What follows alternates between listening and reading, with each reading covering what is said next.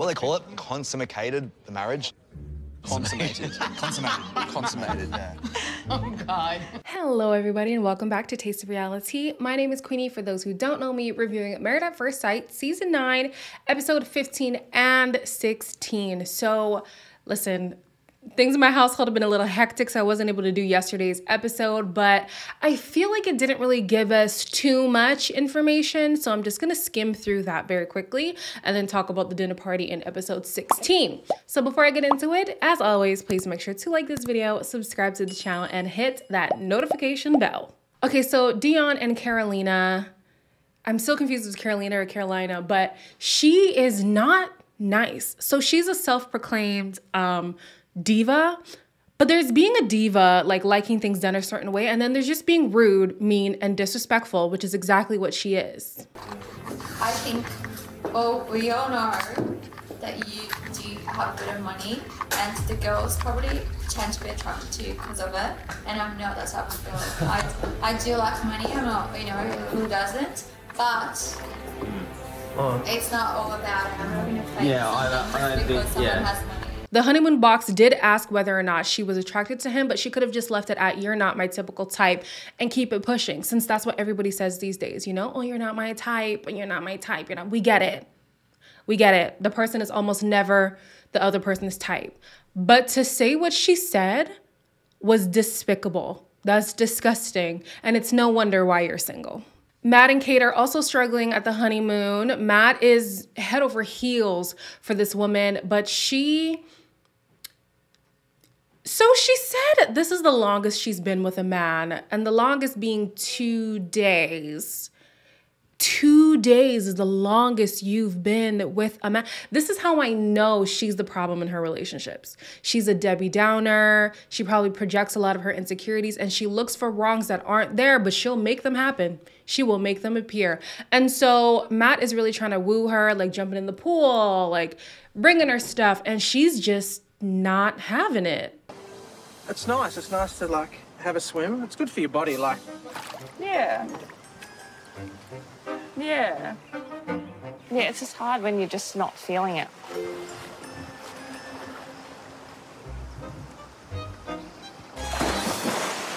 Oh. At some point, you've got to realize, okay, the way I've been moving, the way I've been acting, the people I've interacted with, it has not worked. So if I truly want companionship, if I truly want marriage, I'm going to have to change my ways. And I just don't see Kate doing that, not anytime soon at least. So girl, go back where they found you. And then last but not least, Jessica and Daniel. Jessica's just a bitch. So I told him he was acting like a bitch. And yeah, he needs to get over it. Was it a bitch or a little bitch? Maybe I said little bitch. Yeah, acting like a little bitch, maybe. All three wives, I don't know why they even applied for the show. I don't understand why they were matched with anybody. They're not the ones. They are not the ones at all. Something about, because I realized there's people who watch the show there's people who watch my channel who don't watch the show. So basically, the honeymoon box asked, like, are you each other's type or whatever? And she had said, oh, you're not my typical type, but I do find you attractive. And he had said, you're not my typical type either, but like, oh, no, I think he said you are my type, if I'm not mistaken. But then she was like, okay, what about me? Would you change? And he's like, why would I answer that? Physically or personality-wise, what would it be?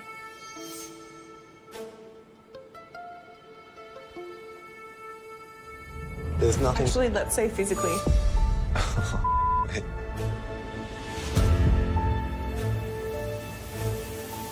Why would you do that to me? Even when I think back to why they were matched, to me, I felt like there wasn't any merit to it. The experts were saying that they've both experienced loss in that she lost her sister at 12 years old to breast cancer. The sister was 12 years old and she had breast cancer. And then he had a brother, an older brother, who took his own life because they were a product of an abusive household. And I'm like, so because they both experienced loss, they need to be together? Those are your reasons? Because their communication is not on point. Their outlooks on life, it It's not making sense. So I don't know what the experts thought they were doing with these 3 couples, all 3 of them, but they're all not gonna work. I'm calling it from right now. All right, so moving on to episode 16, Sam and Al are excited to share that they have consummated the marriage, but consummating the marriage doesn't always help a situation. As you can see, Selena and Cody have hit a bump in the road. And when I told him that I feel like he doesn't want to spend time with me, he told me I was nagging. Towards the end of the day, I was like, all I need is a hug. And then he refused. One thing that would just resolve this whole thing for me is just a hug. Like, I just needed a hug. And just for you to say, everything's going to be okay. We're in the middle of a discussion like this, and you're like, give me a hug. It's like, it's not, it doesn't feel appropriate, and it's not just going to make it better for me. It's very evident that Cody is unavailable emotionally, and he acknowledges it and still doesn't want to do anything about it. Like, he genuinely feels like he has done all that he can, and I'm like, if you've done all that you can, again I say, why would you be here? Why would you be on this show? As I watch this season in particular, it baffles me how people are unaware of why they're hopeless in love. Yeah, they are hopeless in love. When I'm like, you guys are giving us every reason as to why you are in the situation that you are in.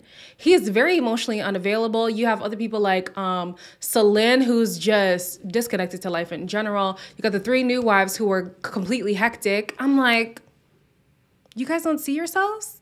Hopefully they'll be able to watch this back and see the error of their ways, because wow. Speaking of Celine, she is back to finding any little thing, and I mean little thing, and make it, you know, the biggest point of contention that you could ever think of. So apparently Anthony put his legs on the coffee table, and she was very upset about that. I know it's a negative, but I don't think I'm overreacting. Feet up on the coffee table. I don't like seeing it, especially where we tend to eat. I feel sick thinking about it. This week, he frustrated the shit out of me. Like, everything he done, even the fact that he was breathing annoyed me. I feel like that's something I would be upset about too, but only in the moment. And then you talk about it, and then he just doesn't do that anymore. Especially if he has his shoes on, because I know some people are okay with shoes in the house. Like, hey, you know, I would just prefer you not do that. Or if you did, like, could you have house shoes on? Or maybe just have an ottoman that you do that on, just definitely not the coffee table. But to make it like, oh, now our marriage is not gonna work. Whew, mercy. So moving on to the dinner party, Selena and Cody are the first to walk in. They look joyful, but looks can be deceiving. They are followed by Dominica and Jack, Celine and Anthony, and Tamara and Brent, who are finally in a good place, as it seems. So I'm just gossiping. Okay, just checking in because it's such a divide. I thought I'd check in and see how you're doing.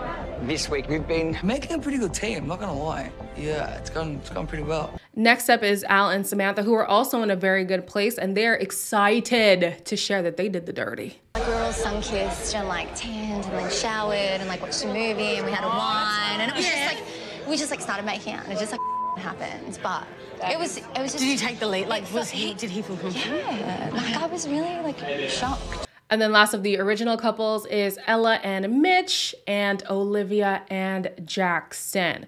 So the new couples walk in, and the old couples are kind of surprised that Matt and Kate are walking in hand, because they remember the wedding being very awkward. I think we're all a bit like, oh, okay. Because, you know, the wedding, he was really, like, a lot. Cheers, welcome. Yeah. You guys came in holding hands. This is a good improvement from what we seen at the wedding. Like, I'm full-on attracted to her. I honestly was surprised too. I thought maybe like it was just let's present as a united front, or maybe something happened in the last 24 hours that we missed. But yeah, poor Matt. He's really putting his whole heart into this, and she's just, I don't know if this is her disposition or if she's just been so single for so long that seeing somebody actually want to commit to her is so foreign that she doesn't know how to be a proper partner. Potentially that could be the case. I don't know. I'm inclined to say it's her disposition though. I truly, truly believe this whole ugly duckling thing, I think it was more than just her high school and her college days. I think like maybe family members have said it to her as well for her to really carry it into her 40s. And it's become her personality. She's become guarded. She's become kind of hard to get along with romantically. But hand in hand, I guess she's trying. I guess you could say she's trying. Al, like I said, he's growing on me, and he's like, let's initiate the new couples. Drink the beer. Drink the Oh, no. Yeah, that was questionable, I have to say. Come on now, we're in our late 30s. We don't do shoeies, you know what I mean? Is it just me, or did his voice get deeper? After he did the nasty, his voice dropped a couple octaves. Well, not a couple octaves, that's excessive, but it dropped a couple semitones or something. So the last couple walks in, Jess and Daniel, and obviously the other couples were not at their wedding, so they're like, whoa, shock couple, right? Immediately, this woman has no problem airing out the fact that she has been rude to her partner to complete strangers. I don't know. It was just like water and oil. Yeah. Completely. He gets flustered really, really quickly. He's just really sensitive. Like once I called him a little bitch, and that was bad. Oh, no. Oh, so we're disrespecting one another right off the bat. It was so bad, and she was so proud in her actions that it carried on through dinner. You know, she was saying, oh, he's rude, he's blah, blah, blah, he's whatever. And her case was that whenever she would try to talk to him, whenever she would try to resolve things, he would always cut her off. But as we're sitting, like I was there, as they're sitting at the table, he's not able to get a word in at all. At any point where he tries to say something, she jumps in and says something else. When the group is asking him a question, she jumps in to ask somebody else in the group a question. And it's like, don't do that. Don't do that, because now you look very childish and you look like you're the perpetrator, even though you're claiming that you're the victim in this situation. So for once, and hopefully this is the only time, I actually agree with Dominica's actions. So she was very put off by Jess being the way that she was towards Daniel, and she calls him out on it. She calls her out on it. You're actually being a child, because that's literally what I'm seeing right now. I think Jess took how Dominica confronted her exactly how I predicted. She just couldn't handle it. I'm gonna block out Dominica. You know in Photoshop when you can like outline things and like get rid of one thing? That's what I'm gonna do. Typically, I'm not okay with Dominica piping up because I feel like she's always putting her nose in people's business. But in this case, Jess needed to be put in her place. And unfortunately, Daniel was not going to be that person. I guess maybe he needed another woman to do it because it could come off as aggressive when a man, you know, tries to check a woman. But yeah, Jessica later on at the table was even asked, like, what do you like about him? She couldn't come up with anything. Just like, what has he done to you? She couldn't come up with anything. And the room is like, okay, you're starting to look like the one who was sketch here. I think Dominica was like, okay, a show of hands in the room. Who has had trouble with their partner? Damn near the whole room raises their hand. And she's like, don't act like everything was going to be perfect when you came into the situation. It requires work from both parties. Don't be out here saying he's the problem, he's the problem, he's the problem when it seems like you haven't put in any work. She felt the pressure was too much. She up and left the room. It seemed like nobody was concerned about her after that. So I guess we'll see Jess in the next episode. So on a positive note, some of the other couples are actually having a good time. Dion is living his best life, even though his wife is an absolute tyrant. He's just living it up and we love to see it. Sam and Al are in very good spirits. So are Tamara and Brent, and even Ella and Mitch, regardless of the little spat they had at the last dinner party. I feel so lucky sitting with Ella. Like, it just makes me feel like, oh, I'm so thankful to have you, Ella. As opposed to being in somebody else's shoes. Like I said, I feel like Mitch sees the process as just a process. So it's good to see that he's been talking about the future now, and he's been seeing him and Ella outside of just the experiment. And I'm like, okay, that's the whole point of this. And this is also why I wish the Australian version had legal marriages, because it it holds more weight. So the fact that there's no actual like written document to say you guys are now legally bound together, everybody can just be aloof about the situation. But even though it's not that serious, he's starting to take it serious. So I'm happy for that. Even though we saw Celine and Anthony move in together and they seemed like they were having a positive trajectory, it is quickly going into the negatives because Celine says that Anthony's hygiene is not up to par with what she would want her partner to have. And the argument that sparks up at this table is basically that he has been trying to put in all the effort that he possibly can and he's getting nothing in return, whereas Celine is saying she's the one who's been hitting a brick wall and she's been trying her best. Don't sit here and say, I'm a gentleman, I'm this, I'm that. I'm sick of hearing it. Don't bullshit me, that's what I'm saying. Oh, for sake. I'm giving you so much and I'm getting you absolutely nothing back. What are you giving me? You're clutching onto straws. And I'm sick of hearing it. I'm a genuine good person. I'm sick of hearing it. You don't have the capability for it. You don't have the capability for a relationship. History has shown us with these two that Anthony is the one who does put in the work and Celine is the one who doesn't. And if you guys watch the Married at First Sight US reviews that I do, I hate when somebody constantly says that they're a good person. But when Anthony says it, I believe it because we've seen it. We've seen that, in fact, he is a good person and that Celine looks for problems that aren't really there. So it's looking like they're just never going to get on the same page.